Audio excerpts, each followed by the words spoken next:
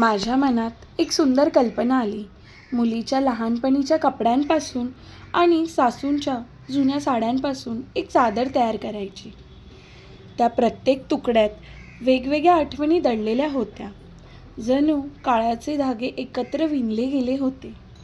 मी कधीही माझ्या सासूंना प्रत्यक्ष पाहिलं नाही, पण नवऱ्याच्या आठवणींमधून त्यांना ओळखायला लागले. त्यांच्या बोलण्यातून त्यांच्या प्रेमळ स्वभावाची आणि शिकवणीची झलक मला सतत मिळायची.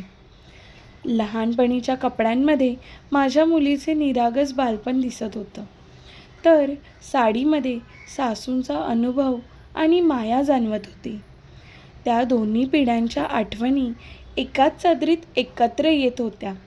शिवताना मनात एक वेगळीच भावना होती, जणू नाती नव्याने जोडली जात होती.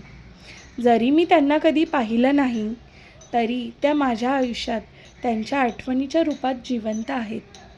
माझ्या नवऱ्याच्या आठवणींनी मला त्यांच्याशी एक अदृश्य नातं बांधायला मदत केली. आणि शेवटी ती चादर फक्त वस्त्र नव्हती, तर प्रेम, आठवणी आणि आशीर्वादाचा सुंदर संगम बनली.